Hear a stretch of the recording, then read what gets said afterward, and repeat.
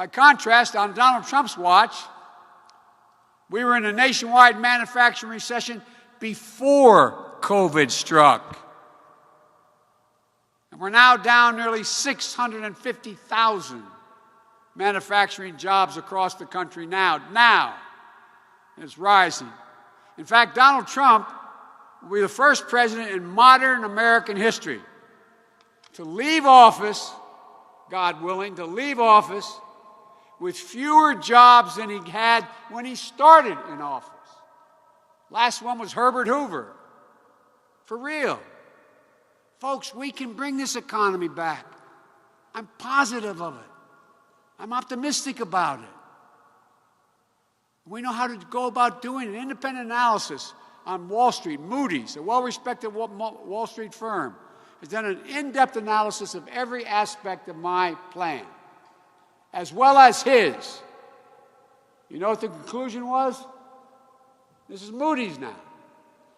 That my plan will create 18.6 million jobs, 7 million more than his would, and $1 trillion more in economic growth than the president's plan.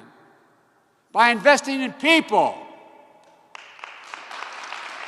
And that is how you leveled the single most effective attack there is against Donald Trump. Why? Because Trump's entire candidacy, his entire presidency, is predicated on his ability to supposedly add jobs.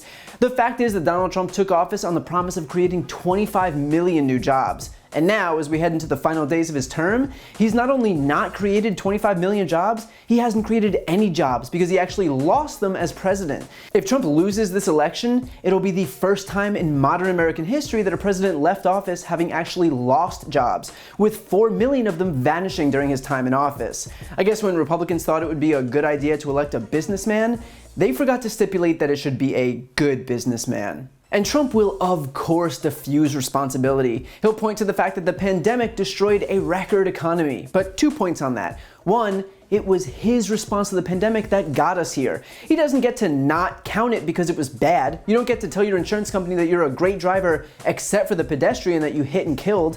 The response to this pandemic is part of his presidency. The fact that he failed at containing it doesn't preclude him from counting it toward his numbers. It just means that he's a failure. And two, the economy wasn't a record economy even before the pandemic. In fact, it wasn't even as strong as Obama's economy. In the last 3 years of Obama's presidency, he added 2.7 million jobs on average. In the first 3 years of Trump's presidency, he added 2.2 million jobs on average. So not only was Trump never the jobs messiah that he promised to be, he literally couldn't even outpace the guy who was in office right before him. As for this idea that Trump oversaw some manufacturing renaissance in this country, that's not what we've seen. In fact, as of February, meaning before the pandemic hit, we lost 16,000 factory jobs in Ohio, Pennsylvania, Wisconsin, and Michigan in the past year alone, meaning Trump can't blame the pandemic. So I get that he wants to claim that manufacturing is back, but manufacturing has been on the decline for decades, and that trend wasn't reversed with Trump. In fact, it was only exacerbated given his response to this pandemic.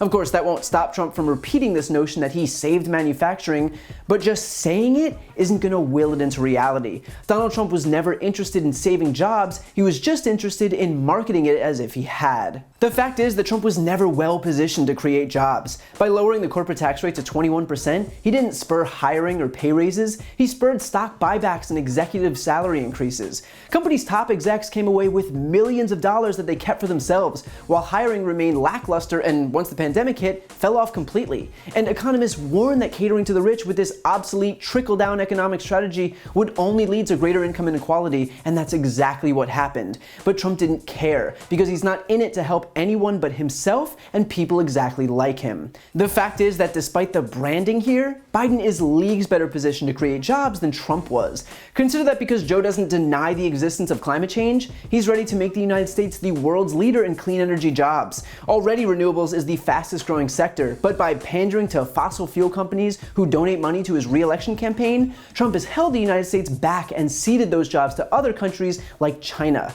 Joe Biden will reverse that trend and fix the disastrous disastrous and backwards-looking policies of Trump. Biden has also advocated for making the new markets tax credit permanent, which would draw billions of dollars in new capital to low-income communities and bring them into the economy instead of Trump's policies that only push them further away.